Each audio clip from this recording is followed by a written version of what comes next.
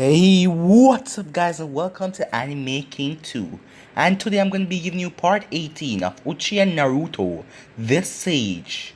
Get this one to 100 like as usual. Remember to share to all of your friends on your social media platform, and I hope you guys enjoy. Also, go ahead and check out my main channel where I have over 400 lovely what if for you guys to enjoy. And I'm going to be posting 2 what if on my main channel today. So go over and enjoy. And remember, if you haven't yet, what are you waiting for? Go ahead and click that red subscribe button and join the Anime King family on both channels. My main channel almost reached 9,000 subscribers. So guys, keep on doing what you're doing. And without further ado, let's get straight into it. Start the intro. You can change. You satisfy the rage in me. Take away my pain. You satisfy the rage in me. So in the last part, Naruto beat the crap out of Kiba and passed the preliminaries. Kakashi told him about the training session, and Naruto already told Kakashi that he doesn't need him to train him. Jiraiya then found Naruto on the top of the monument and tell him everything, because Jiraiya knew that Naruto already know about his heritage. So he apologized, but Naruto didn't care, as Naruto didn't want a new teacher. But Jiraiya was insisting on bugging him for him to train him. But Naruto denied him. Jiraiya finally sighed in defeat as he went off. Later that night, Naruto went to his house when he woke up to see a man in a swirling orange mask with a black cloak and red flowers on it. "So, you are Uzumaki Naruto, Madara's grandson," the man said. So basically that was the last part we left off, but if you guys haven't yet, go ahead and check it out for yourself. I created a playlist for it, so go ahead and enjoy. So let's get straight in this part. Naruto was still shocked. The masked man looked down at Naruto's face. "Oh, did you think I didn't know everything about you? I know everything about you, boy." Naruto got over his shock, as attacking the man was useless since he could not touch him. "What do you want, Obito?" Naruto said. Obito looked back as he sighed. He then spoke. "I came to see you and let you know that you are not the only one that has all the cards," Obito said. "I have been watching and waiting for you to do something, and now I finally see everything," Obito said. "Greet Zetsu when you see him again," as Obito then disappeared in the swirling in his mask and vanished out of the room. Naruto was at complete surprise. He knew of Obito and knew what was his plans, but he did not expect Obito to just appear in front of him. It just seemed like he wanted to send a message. His appearance was enough to make Naruto recalculate his future plans. He knew that Obito will know about him, but he was not expecting Obito to know so soon. But it was a good thing that Obito did not do anything. But with Obito's appearance, he had to train. He had to train in this month and get stronger before Obito made his move. A few days later, in an unknown location, after Obito had appeared before him, Naruto decided that it was best for him to be training in the hideout. When he came, Zetsu was not there. He figured that Zetsu was still doing his assignment. The hideout gave him the privacy he needed, unlike Konoha, where people are watching him. He did not bother to leave a clone at Konoha. It will just give him a headache when it poofed and all of the information he regained. So he just decided to leave. Naruto was currently eating lunch. He had taken a break from perfecting his skills and his ninjutsu. It was better to perfect what he had learned now, other than learning new things. Perfecting his ninjutsu would make his jutsu a lot more powerful than anyone else's. Zetsu then came out of the ground as he walked over to Naruto. Naruto waited for his spy to sit down and tell him what he had found out. Zetsu looked at Naruto. I did not think that I would find you here. Unforeseen circumstances forced me to be here, Naruto said as he looked at his lunch. So what did you find? The first will be Kabuto. As Naruto looked at Zetsu to hear the report, Kabuto was a former root Anvu. He worked as a spy and gathered information about lots of people and lots of other villages by Danzo. He is a medic specialist and could be second to Senju Tsunade. But now, he is currently spying for Orochimaru. Naruto nodded. I was able to find some interesting things about Orochimaru, Zetsu said as Naruto listened keenly to hear what he had to say. It appears that when he was a member of the Akatsuki, he tried to take over Itachi's body. Zetsu's word confused Naruto. What do you mean by taking over someone's body? He invented a jutsu that will make him take over someone's body and make it his own. Naruto then sat there as he thought. So, that is the reason why he's so interested in Sasuke. He wanted to take over Sasuke's body, Naruto said. There is something else, said Zetsu. What is it? Naruto asked. Orochimaru planned to invade Konoha. Naruto was quiet for a moment. With what army? The Sound Village and the Sand. The Sand Jinchuriki is helping him. They are creating a plan to invade and destroy Konoha at the Chunin exams finals, Zetsu said. He is also working with Danzo, but Danzo will not be taking active part in the invasion. He is only making things easy for Orochimaru by giving him details and removing the Anvus. So, Orochimaru is going to invade Konoha. I guess that Danzo wants him to kill Sarutobi so he can become the next Hokage, Naruto thought. What will you do if Orochimaru does kill Sarutobi and Danzo become the Hokage? I will do nothing, but you will, said Naruto. I am sure that you can take care of Danzo if something like that was ever to happen. Zetsu nodded with a smile. Things I have not foreseen are happening quickly, but there is nothing that cannot be managed, said Naruto as he paused. Obito came to see me, Naruto tells Zetsu. I am not surprised about that. I always knew that he would find out sooner or later, Zetsu said. So what did he say to you? Nothing really, Naruto said. And he also told me to greet you. Zetsu nodded. So, what is the plan? Zetsu asked. Others are quickly playing their card. What are you going to do? Zetsu asked Naruto. During the finals, my Uchiha heritage will be revealed. I will think of what to do before the finals, said Naruto. And with that, Zetsu leave. Naruto think that he is the only one who is going to reveal a shocking secret during the finals. But no, someone else is going to reveal a secret. But with that, he head off to go train again. And right here we're going to have a time skip. Straight to the Chunin finals. Naruto stood as he crossed his arms. Nothing much has really changed with him. His hair has grown out a bit longer. He had also trained a bit. What he's been focusing on was perfecting his ninjutsu and his arsenal, and also to get better control over the Mangekyou Sharingan.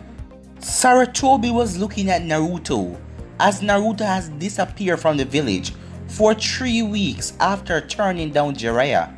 He was curious to know where Naruto disappeared off to. He was positive that Naruto was not inside of the village because in those 3 weeks he had his envoys searching for Naruto. They couldn't find him, not even his chakra signature. He disappeared without a trace. They even searched his apartment everywhere. Even the Byakugan users looked inside of his apartment, looked through the walls, but none of them could find him. So, Sarutobi is now looking at Naruto. Now is the finals and he just show up.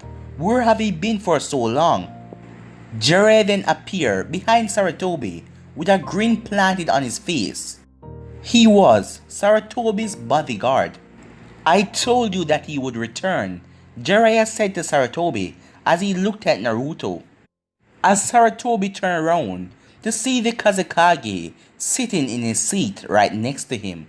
Sarutobi only nodded at the Kazekage, not knowing that he's Orochimaru. Genma, the proctor of the exam, jumped forward as he then looked at all of the contestants. He then called the first name. The first match was Uzumaki Naruto versus Neji Hyuga. All of the rest can go up to the contestants' booth. As they all walked up there, leaving Neji and Naruto alone down in the battlefield. The crowd went quiet as most of them were rooting for Neji. Naruto didn't even pay it any mind. Genma looked at the both of them. Are you both ready? He asked them. The both of them gave him a nod as he yelled, "Begin!" Naruto unfolded his hands that were over his chest. Before the exam, Zetsu had told him something that he'd take it into account. Jennings did not give him a match.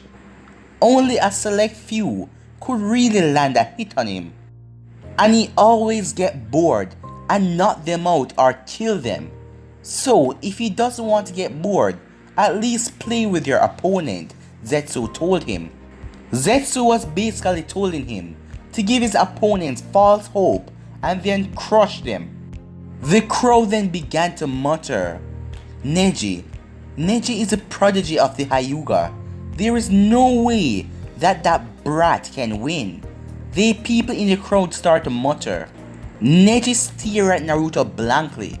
He was confident that he would win the match. He was a prodigy after all. And everyone who faced him, they were fated to lose. Naruto then summoned a shadow clone as he took a step back and sit Indian style. He then closed his eyes. He wanted to test his opponent's strength with a clone before fighting himself. He would rather not waste his energy fighting someone who would be defeated by a clone. This clone that Naruto created wasn't like any ordinary clone. One hit will not dispel it. Naruto has given it a little more chakra than usual. Neji got pissed as he looked at Naruto. Does he really think that his clone can defeat me? This is an insult, Neji said to himself. What is this? Aren't you going to fight me? Neji asked as he looked at the real Naruto. Naruto stayed silent as his clone spoke. I will, but that is if you defeat me. You're just a clone. One hit will dispel you, Neji said. Everyone in the arena had a question mark. Why would Naruto just summon a clone? Neji was a prodigy. Of course he could defeat a simple clone. None of them felt more insulted than Neji, but he was able to control his rage as he activated his Byakugan as the veins came at the side of his face. Neji ran towards the real Naruto, ignoring the clone. He could not waste time with a clone. He wanted to fight the real person. The clone jumped in the way. I said, if you want to fight the real me, you have to defeat me first, the clone spoke. Neji rushed towards him as he sent chakra down to his palm. The clone flipped over Neji's head as Neji turned and looked at the clone. Neji then started chasing him again as the clone was running. Are you going to keep running away from me? Neji asked as he got into his fighting style. The clone stopped and turned and looked at him. The clone then rushed towards Neji and swung his right leg. When he reached him, Neji crouched down to avoid the kick and raised his palm to hit the clone. The clone then disappeared and appeared behind Neji and tried to punch him. Neji quickly turned around and grabbed the clone fist.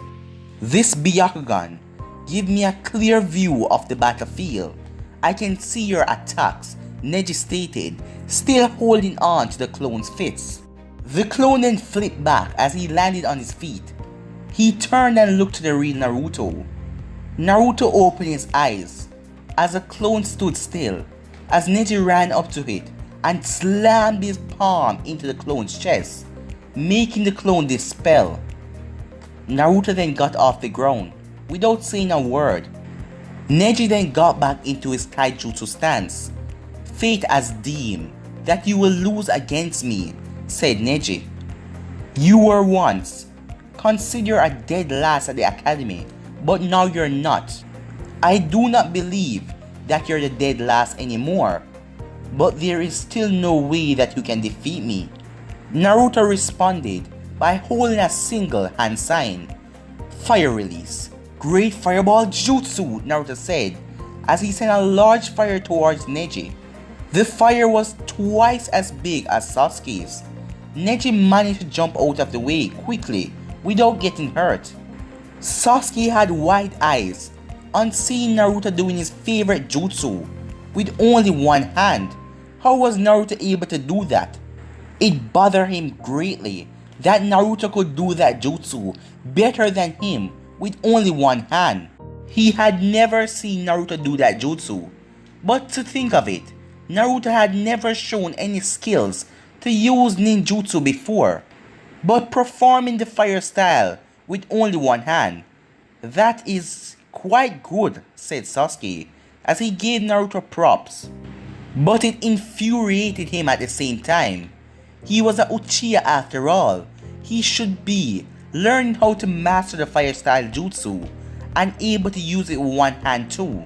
So how the hell was Naruto able to do that, he said to himself as anger came in. So he's finally going to show his true power, said Saratobi with a smile on his face. He too was a bit surprised that Naruto could perform the fireball jutsu with a single hand. It would have not been surprising if it was a Uchiha, but Naruto wasn't a Uchiha. So this should be very interesting. I heard that Uzumaki boy did not display any skills in ninjutsu, but seeing him perform a jutsu like that made me curious, said the Kazekage. The Hokage turned and looked at him as he nodded but not say a word. As Orochimaru was also surprised.